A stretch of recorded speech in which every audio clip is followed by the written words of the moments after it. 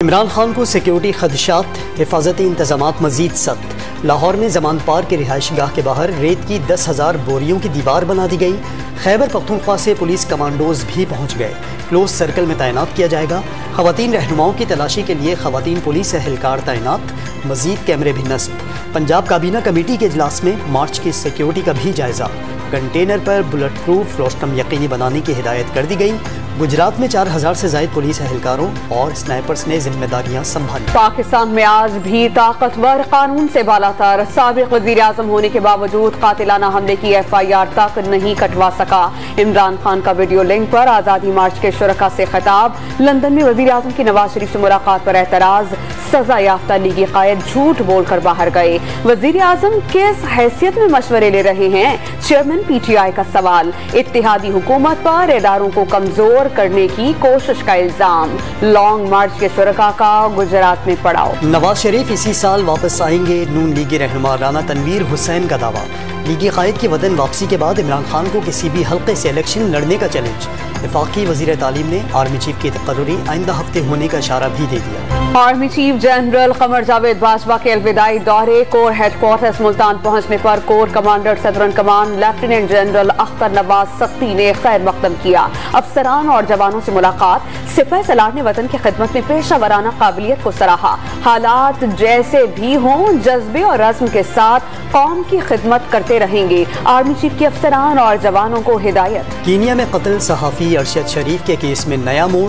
پمز اسپتال کے ڈائریکٹر نے 4 ناخن نکلے ہونے کی تصدیق کر دی۔ ناخن تشدد کر کے نکالے گئے یا فورینزک تجزیے کے لیے ابھی کچھ نہیں کہا جا سکتا۔ ڈاکٹر خالد مسعود کا ڈوم نیوز سے گفتگو میں موقف۔ اعظم سواتی کے اہل خانہ کو نازیبا ویڈیوز کس نے بھیجی؟ FIA کے واٹس ایپ پیغام کی مدد سے ذمہ داران تک پہنچنے سے معذرت۔ صرف مقامی سطح پر IP ایڈریس تلاش کیا جا سکتا ہے۔ سینٹ کمیٹی کے اجلاس میں حکام کی بریفنگ۔ آئندہ اجلاس میں ISI حکام کو بلانے کا فیصلہ۔ اعظم سواتی سمیت PTI اراکین اجلاس میں شریک نہیں ہوئے۔ وزیر آباد واقعے کی تحقیقات کے لیے قائم GIT میں تبدیلی۔ RPO ڈیرہ غازی خان سید خرم علی GIT کے سربراہ مقرر۔ تحقیقاتی ٹیم کے لیے نئے ناموں کا نوٹیفیکیشن جاری کر دیا گیا۔ عمران خان پر فائرنگ کے ملزم کو پکڑنے والے PTI کارکن ابتسام کی بہادری کا سرکاری سطح پر اعتراف۔ وزیر اعلیٰ پرویز الہی نے نوجوان کو 25 لاکھ روپے کا چیک دیا۔ PTI کا لانگ مارچ فوری طور پر روکنے کی صدا مسترد۔ لاہور ہائی کورٹ نے فریقین کو 14 نومبر کو جواب جمع کرانے کی ہدایت کر دی۔ جمہوریت میں آئین و قانون کے تحت احتجاج ہر ایک کا حق قرار۔ کراچی اور حیدرآباد میں بلدیاتی الیکشن کے مزید التوا کا امکان۔ سندھ کابینہ نے انتخابی عمل میں مزید 90 روز تاخیر کی منظوری دے دی۔ الیکشن کمیشن کو فیصلے سے آگاہ کر دیا گیا۔ کراچی اور حیدرآباد میں بلدیاتی انتخابات کے التوا کا کیس۔ سندھ ہائی کورٹ نے الیکشن کمشنر IG اور چیف سیکرٹری سندھ کو 14 نومبر کو طلب کر لیا۔ گزشتہ سماعت کا تحریری حکم نامہ جاری۔ پولیس اور رینجرز کی نفری سے متعلق تفصیلات بھی طلب۔ پشاور میں میٹروپولیٹن اور 6 تحصیلوں میں مالی بحران سنگین۔ فنڈز کی کمی کے باعث ملازمین کو تنخواہوں کی ادائیگی بھی مشکل۔ ذرائع آمدن پشاور ترقیاتی اتھارٹی کے حوالے کرنے سے بلدیاتی ادارے بحران کا شکار ہوئے۔ پشاور کے میئر زبیر علی کا شکوہ۔ سپریم کورٹ کے 3 نئے ججز نے حلف اٹھا لیا۔ جسٹس اطہر من اللہ، جسٹس سید حسن اظہر رضوی اور جسٹس شاہد وحید شامل۔ جسٹس عامر فاروق نے چیف جسٹس اسلام آباد ہائی کورٹ کا حلف اٹھایا۔ ہائی کورٹ پہنچنے پر چیف جسٹس عامر فاروق کو گارڈ آف آنر پیش کیا گیا۔ داسو میں چینی باشندوں سمیت 13 افراد کے قاتلوں کو 13 بار سزائے موت کا حکم۔ انسدادی دہشت گردی عدالت نے مجرمان پر 15 لاکھ روپے جرمانہ بھی عائد کر دیا۔ سندھ میں 40,000 سے زائد اسکول 10 سال سے بند۔ 4,533 اساتذہ غیر حاضر۔ سندھ ہائی کورٹ میں پیش سیکرٹری تعلیم کی رپورٹ نے ہر ایک کو چونکا دیا۔ غیر حاضر اساتذہ کے خلاف 4 محکمہ جاتی کارروائی کی یقین دہانی۔